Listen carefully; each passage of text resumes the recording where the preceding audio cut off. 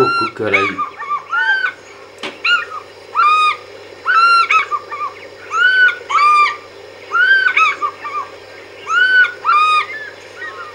Ces pêcheurs ont fière allure.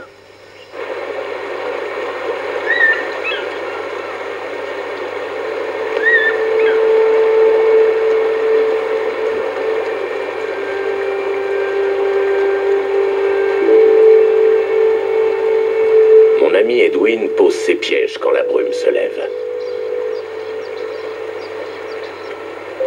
Le moment qu'il attendait tant est enfin arrivé. Il va pouvoir pêcher le daninga, une espèce de poisson-chat.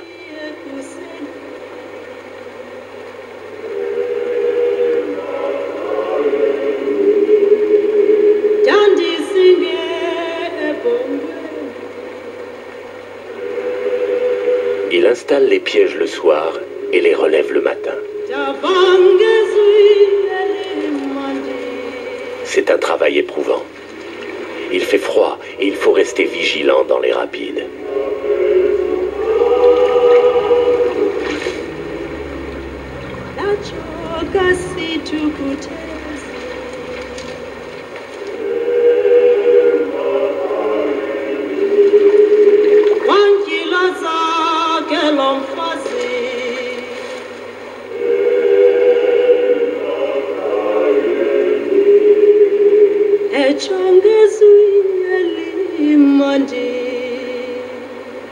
Tout le village compte sur les daninga.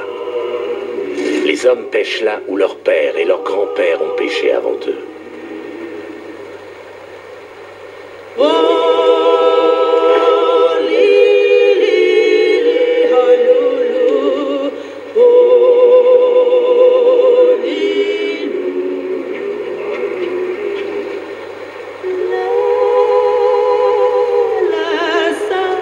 Edwin peut remplir une pirogue de poissons en une nuit. Il me faut parfois près d'un mois pour arriver au même résultat. Mais il ne peut pêcher qu'une ou 2 semaines quand la lune est décroissante. Ensuite, les daninga repartent.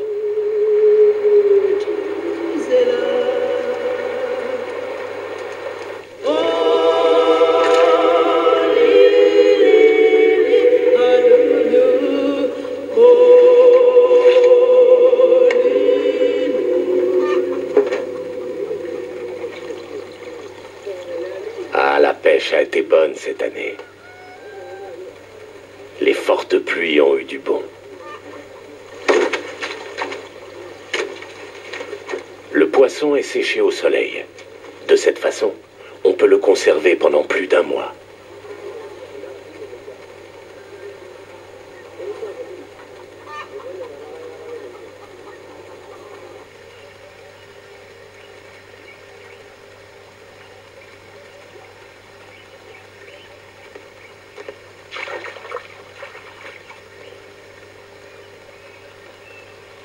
Les Alcyonpis travaillent dur en cette période.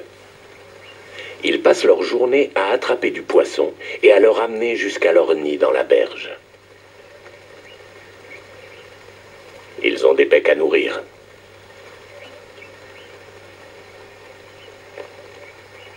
Espérons qu'ils s'en sortiront sans la protection des guêpiers.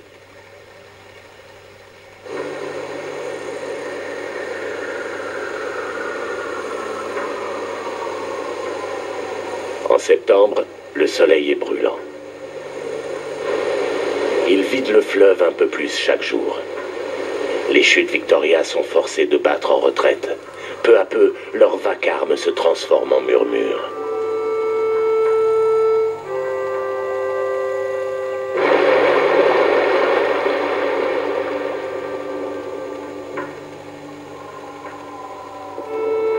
Partout, la terre est sèche. Seuls les Corias mopan ont encore leurs feuilles.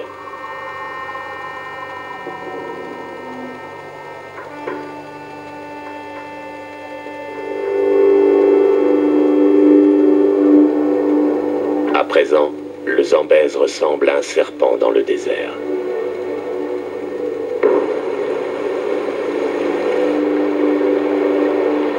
C'est alors que de nouveaux visiteurs arrivent.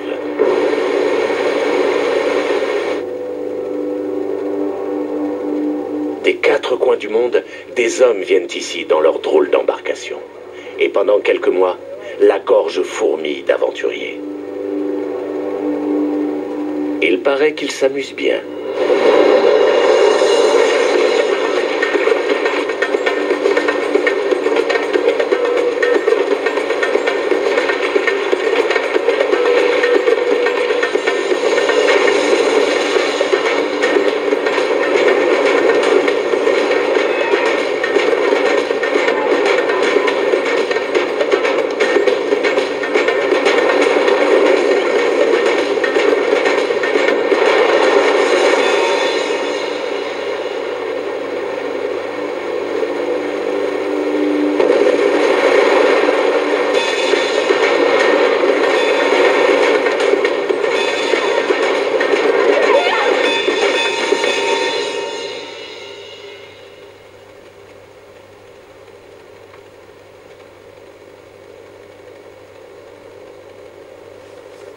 Au-dessus des chutes, le Zambèze est lent et paresseux. C'est une oasis au milieu de la savane roussie par le soleil. Les îles sont les seuls lieux où l'on trouve de la végétation fraîche à des kilomètres à la ronde.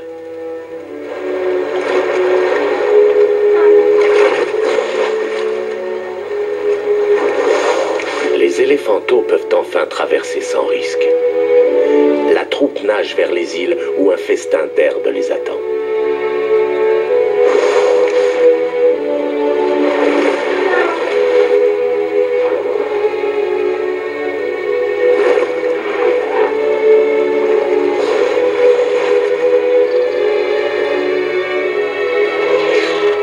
Mais ils ne sont pas seuls. Il y a des éléphants partout. Ils arrivent par centaines, attirés par la nourriture et l'eau fraîche.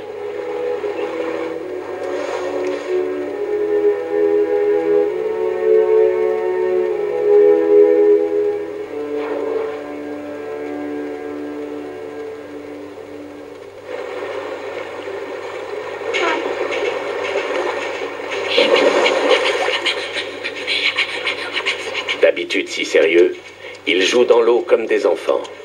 Ils s'éclaboussent pour oublier la chaleur.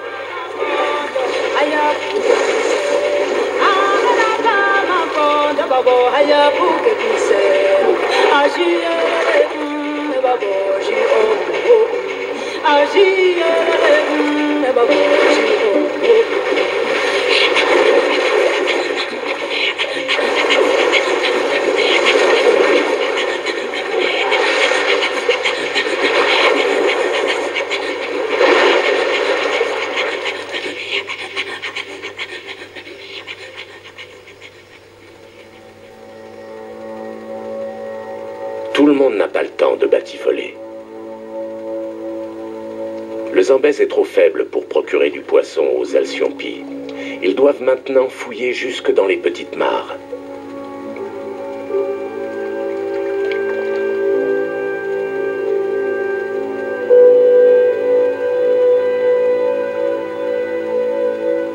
Ils passent beaucoup de temps loin du nid, et quelqu'un l'a remarqué.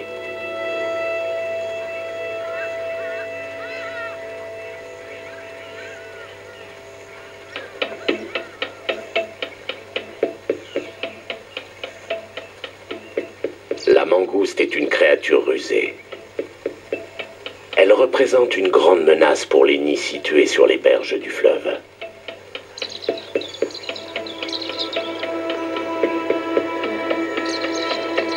Les oiseaux arrivent quelques instants trop tard.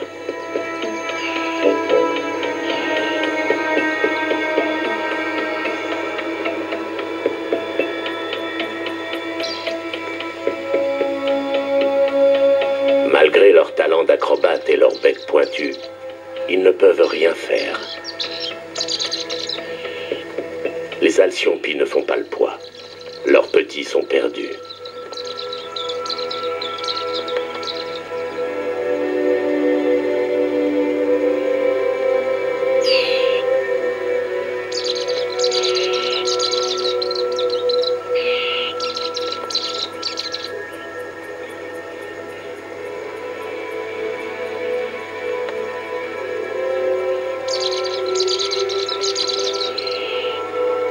S'ils avaient pu s'installer parmi les guêpiers à front blanc, leur nid aurait été mieux surveillé et la mangouste n'aurait peut-être pas réussi son coup.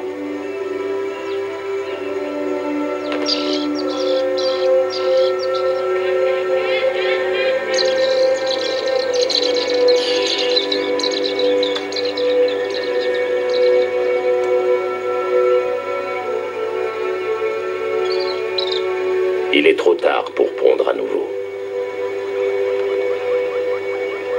J'espère qu'ils auront plus de chance l'année prochaine.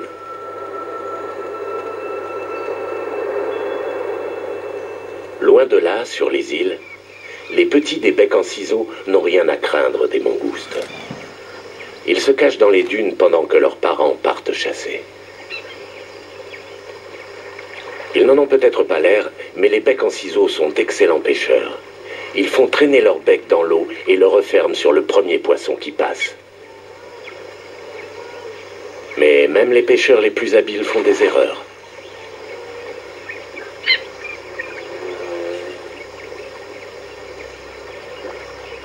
Quand le Zambèze était en crue et les îles immergées, les hippopotames barbotaient ici même. Mais maintenant que le niveau de l'eau a baissé, ils sont obligés d'aller dans les canaux plus profonds.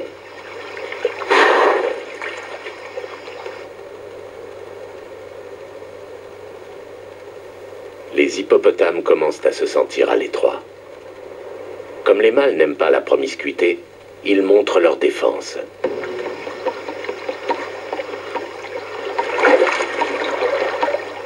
Et ils se battent.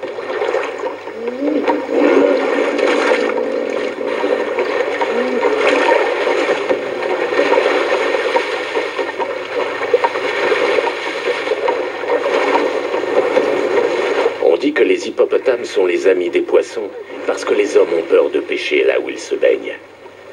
Moi, en tout cas, je ne m'y risquerai pas.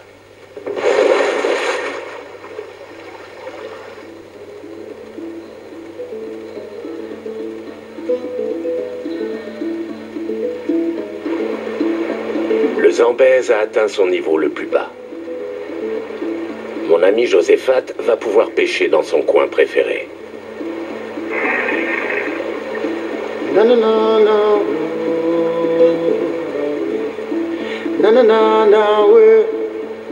Là où son père lui a appris à attraper du poisson.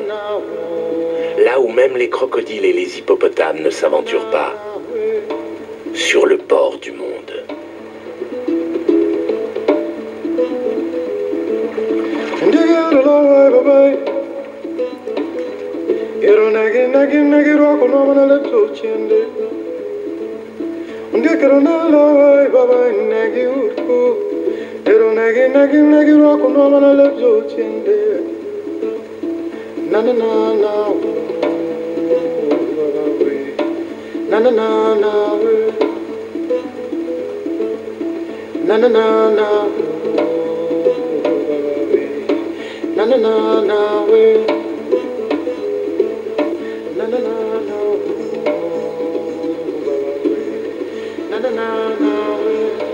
Le soleil couchant ramène les travailleurs à bec rouge vers leur perchoir. Leurs danses et leurs cris remplissent le ciel alors qu'ils cherchent un endroit où passer la nuit.